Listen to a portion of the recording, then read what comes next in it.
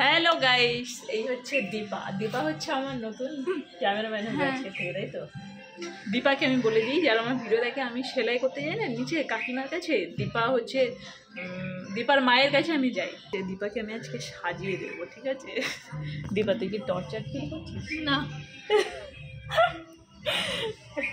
এখন এইসব সাজিয়ে জিনিসপত্র নিয়ে বসে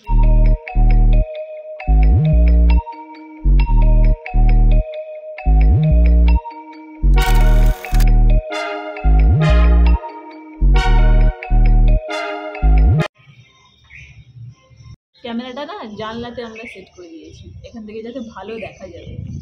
দীপা এখন হচ্ছে নাইটি পরে আছে, বুঝেছো? নাইটির ওপর দীপাকে আমি দিয়ে পাচ্ছি। কিছুই না, আজকে না ছুটি, একটাই পড়ানো আছে, সেটা সেই রাত্রে 7:30টার থেকে। আমি ভাবলাম দীপা এসছে, কী করবো দীপাকে সাজিয়ে দিই। মাইকটা লাগাতে ভুলে গেছিলাম, এবার লাগালাম, দেখি সাউন্ড ক্যাপচার হচ্ছে কি, দেখি সাউন্ড আসছে, সব ঠিকঠাক আসছে। একটুখানি এই সাইডে সরে বলো। ঠিক আছে, একটুখানি ওই সাইডে, রাইট সাইডে একটু চেপে যা। হুম, বসে পড়, অসুবিধা নেই তো? না না। দীপার ওপর অত্যাচার শুরু। এটা আমি দিদি নাম্বার 1 থেকে পেয়েছিলাম, চারমেসির একটা ফেস ভাইটামিন সি।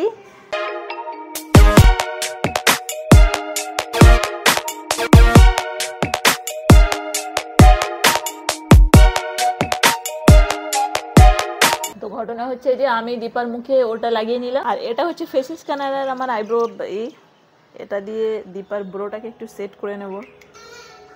দীপা হচ্ছে একটা টপলা রসগোল্লার মতো। ছাদে আমরা রাত্রে গল্প করতে হতে না, দীপা থাকে আর আমি দীপার কোলে মাথা দিয়ে শুয়ে পড়ি।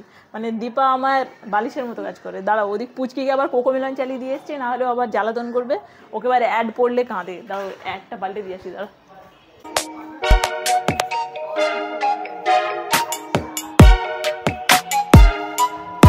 যাতে আমাদের সাজগোজের মাঝখানে ডিস্টার্ব না করে, তাকে চালিয়ে দিয়ে এসছি।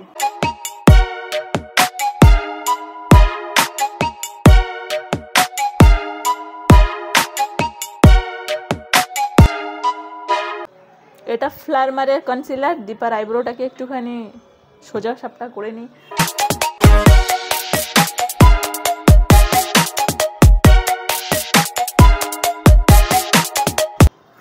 কত বড় একখানা প্যালেট নিয়ে এসেছি, মনে হচ্ছে কি দীপাকে বিয়েতে সাজিয়ে দিচ্ছি।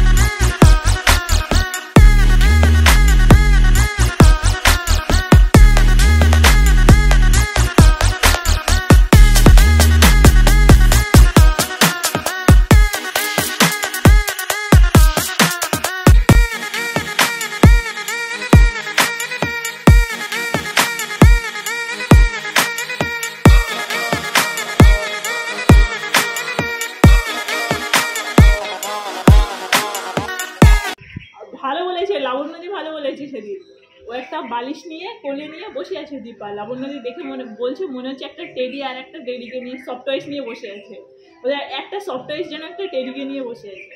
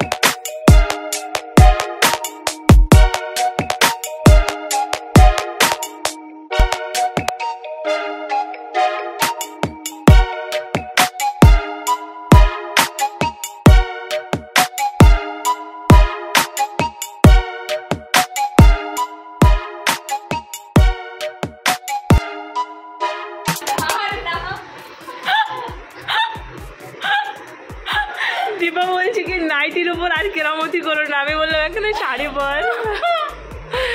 ভালোই লাগছে, রাত্রে মেকআপটা যে লাগবে না বুঝেছিস, একদম মানে নাইট গ্লাম হয়েছে, ডে গ্লাম নয়। ভালোই লাগছে। তোমরা বলো দীপাকে কেমন লাগছে। ও তো প্রথমে এসে কিছুক্ষণ তাকিয়ে দেখলো যে কী ব্যাপার, দীপাকে এরকম কেন লাগছে দেখতে। তো দীপাকে ফাইনালি এরকম দেখতে লাগছে। দীপা সাজে না, আজকে আমি দীপাকে জোর জবরদস্তি সাজিয়ে দিলাম বুঝেছি। এতক্ষণ ধরে সাজানো গোছানো চলছিল, কেমন লাগছে জানিও। আমার তো ভালোই লাগছে, আমার সাজাতেও ভালো লাগে। আর তুইও মাঝে মাঝে চলে আসবি, তোকে সাজাবো। কিন্তু ঘটনা হচ্ছে আর নাইটি পরে সেজে ওই আসছে পিছন দিক দিয়ে, দেখ।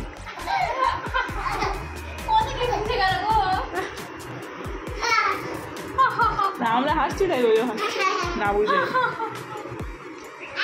চলো দীপাকে কেমন লাগছে সবাই জানাও। তোকে দেখে হাসি দে।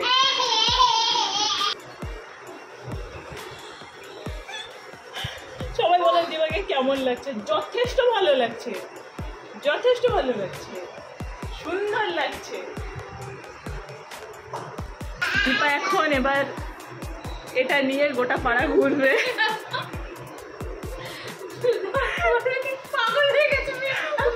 লোকে বলবে সব বাড়ি থেকে বেরিয়ে এসে দেখতে আসবে কি হলো দীপার।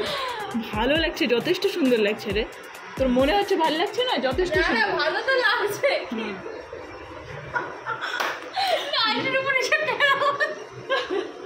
আমি বললাম এখানে শাড়ি পর, কিন্তু ব্যাপার হচ্ছে যে আমার শাড়ি দীপার হলেও আমার ব্লাউজ কোনোভাবেই দীপার হবে না। তো চলো তোমরা বলো দীপাকে কেমন লাগছে। তো দীপার জন্যে এবার দীপা বলে দে। যদি ভালো লাগে লাইক করো, চ্যানেলটাকে সাবস্ক্রাইব করো। আর যদি না ভালো লাগে, ভালো লাগবে না ভালো লাগলেও লাইক করতে হবে, না ভালো লাগলেও করতে হবে। চলো বাই, টাটা, বাই বাই।